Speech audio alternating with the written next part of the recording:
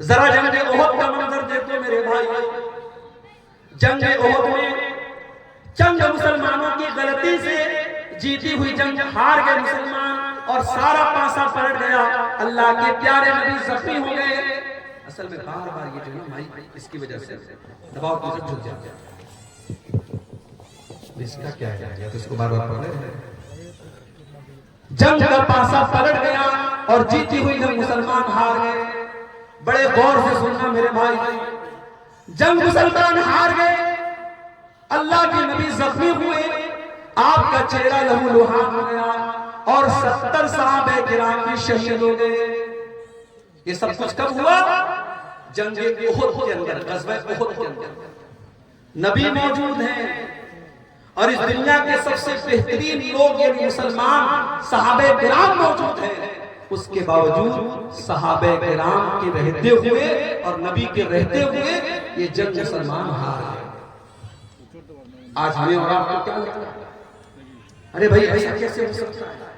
جب ہم اللہ کے ماننے والے, اللہ کے دین پر چلنے والے, ایسا کیسے پاسبل ہے؟ ہماری مسجدوں کے ساتھ کوئی غلط کیسے کر سکتا ہے؟ ہماری مسجدوں پر کوئی انیائی کیسے ہو سکتا ہے؟ یہ تو اللہ کی عبادت کا گھر ہے. ہمیں ایسا لگتا ہے کہ نہیں لگتا؟ یہ سوال پیدا ہوتا ہے.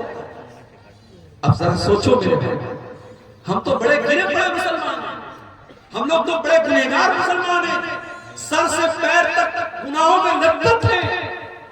سوچو جب صحابہ کے دور میں یہ حالت ہوئی ہے, ایک غلطی, صرف ایک غلطی کی ہے صحابہ نے, چند صحابہ نے, جن کو اللہ کے نبی نے تعینات کیا تھا پہاڑی کے اوپر یہاں سے ہٹنا نہیں, 50 لوگوں کو تعینات کیا تھا. اور جب جنگ مسلمان جیت گئے اور مال غنیمت کو حاصل کرنے لگے تو ان 50 میں سے 40 صحابہ وہاں سے ہٹ گئے اور صرف 10 لوگ بچے. اور خالد بن ولید رضی اللہ تعالیٰ عنہ جو بھی مسلمان نہیں ہوئے تھے, انہوں نے پیچھے سے حملہ کر کے جیتی ہوئی جنگ کا پاسا پلٹ دیا اور مسلمان جنگ جاتے.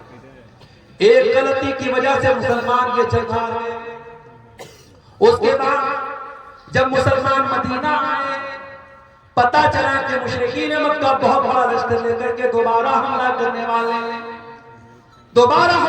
والے اور مدینہ کو ختم کرنا چاہتے ہیں اور مدینہ کے سارے مسلمانوں کو ختم کرنا چاہتے ہیں. اللہ کے نبی نے اپنے صحابہ سے کہا, اے میرے صحابہ, ہم دشمن کا ویٹ نہیں کریں گے, ہم دشمن کا انتظار نہیں کریں گے. اے میرے صحابہ, ہم دشمن کا آگے بڑھ کر کے مقابلہ کریں گے. صحابہ کرام نے کہا, اللہ کے نبی ہم زخمی ہیں, ہمارے بدن سے خون بہ رہا ہے, ہماری تو مرہم پٹی بھی ابھی ڈھنگ سے نہیں ہوئی ہے. آپ نے فرمایا, اے میرے صحابہ, ہم کسی چیز کا انتظار نہیں کریں گے, ہم اسی حال میں دشمن کا مقابلہ کرنے کے لیے جائیں گے. میرے پیارے بھائیوں, دنیا نے دیکھا, آسمان نے دیکھا, زمین نے دیکھا کہ نبی کے صحابہ زخمی حالت میں, ان کے بدن سے خون بہ رہا ہے, ان کی باڈی پر زخموں کے نشانات ہیں, ان کے بدن سے خون رس رہا ہے.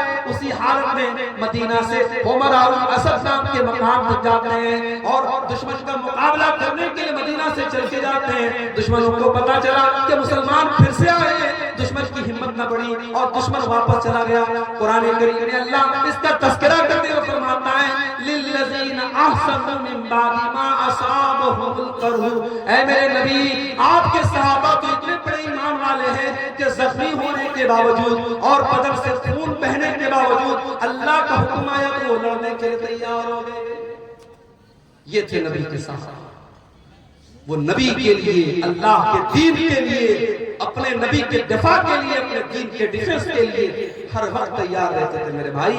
اور اسی لیے قرآن کہتا ہے, یا ایھا الذین آمنوا ان تنصروا اللہ ینصرکم. اے ایمان والو, جب تم اللہ کی مدد کرو گے اللہ تمہاری مدد کرے گا.